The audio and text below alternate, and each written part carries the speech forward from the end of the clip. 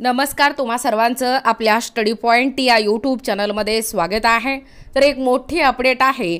EPS 95 पेन्शनधारकांसाठी मोठी बातमी।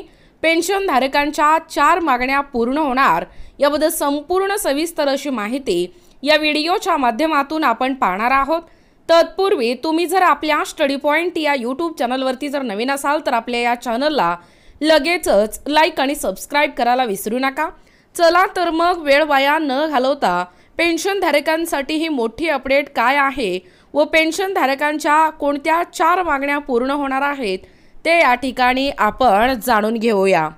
बघा, या ठिकाणी तुम्ही टायटल पाहू शकता। टायटल काय आहे बघा, EPS 95 पेन्शनधारकांसाठी मोठी बातमी। पेन्शनधारकांच्या 4 मागण्या पूर्ण होणार। पहा अपडेट EPFO काय आहे। EPS pension update. EPS 95 pension योजनेअंतर्गत पेन्शन प्राप्त करणारे निवृत्ती वेतनधारक हे अनेक वर्षांपासून मूलभूत पेन्शन समस्या आणि पुरेशी पेन्शन वाढ करण्याची मागणी करत आहेत। पेन्शनची रक्कम अत्यंत अत्यल्प आहे, जी जगण्यासाठी अपुरी आहे। या संदर्भात राष्ट्रीय संघर्ष समितीने माननीय खासदारांना त्यांच्या न्याय मागण्या संसदेत मांडण्याचे आणि पेन्शनधारकांच्या कल्याणासाठी ठोस पावले उचलण्याचे आवाहन केले आहे। बघा, पेन्शनधारकांच्या समस्या आणि मागण्या।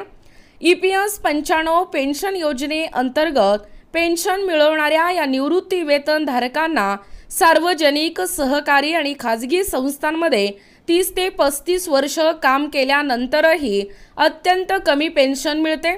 सरासरी एका निवृत्ती वेतनधारकाला केवळ 1170 रुपये मासिक पेन्शन मिळत आहे, जे वृद्ध जोडप्यांच्या जगण्यासाठी या ठिकाणी अपुरे आहे। 2013 मध्ये कोश्यारी समितीने 3000 रुपये मासिक पेन्शन आणि महागाई भत्ता देण्याची शिफारस केली होती, परंतु 2014 मध्ये ही पेन्शन दरमहा 1000 रुपये निश्चित करण्यात आली होती। सध्या 36 लाखाहून अधिक पेन्शनधारकांना 1000 रुपयांपेक्षा कमी पेन्शन मिळत आहे। याशिवाय पेन्शनधारकांना योग्य वैद्यकीय सुविधाही मिळत नसल्याने त्यांच्या अडचणीत आणखीन या ठिकाणी वाढ झाली आहे। बघा, 4 कलमी प्रमुख मागण्या। पेन्शनधारकांची स्थिती सुधारण्यासाठी राष्ट्रीय संघर्ष समिती गेल्या 8 वर्षापासून विविध आंदोलने, बैठका आयोजित करत आहे।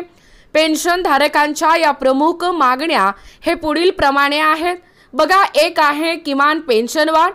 किमान निवृत्ती वेतन 1000 रुपयांवरून 7500 रुपये मासिक केले पाहिजे। त्यात महागाई भत्त्याचाही समावेश असावा आणि ही जी मागणी आहे ही मागणी कोश्यारी समितीच्या या शिफारशीच्या अनुषंगाने आहे, जी गेल्या 10 वर्षात ही वाढलेली महागाई लक्षात घेऊन या ठिकाणी करण्यात आली आहे। दुसरा आहे पेन्शनधारकांना मोफत वैद्यकीय सुविधा। EPS 95 निवृत्ती वेतनधारक आणि त्यांच्या जोडीदारांना मोफत वैद्यकीय सुविधा देण्यात यावेत। त्यानंतर तिसरा आहे उच्च पेन्शनचे फायदे। सर्व निवृत्ती वेतनधारकांना कोणत्याही भेदभावाशिवाय सर्वोच्च न्यायालयाच्या 4/10/2016 आणि 4/11/2022 निर्णयानुसार वास्तविक वेतनावर उच्च निवृत्ती वेतनाचा लाभ देण्यात यावा।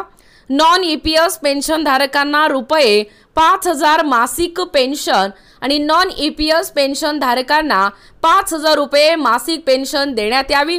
बघा, चौथं आहे केंद्र सरकारकडे तातडीने कारवाईचे आवाहन। या देशव्यापी आंदोलन आणि अनेक खासदार आणि मंत्र्यांच्या बैठका होऊ नये, या पेन्शनधारकांचे प्रश्न हे अद्याप सुटलेले नाहीत। पेन्शनधारकांची स्थिती ही दिवसेंदिवस बिकट होत असून पेन्शन न वाढवता अनेक पेन्शनधारकांचा मृत्यू या ठिकाणी होत आहे।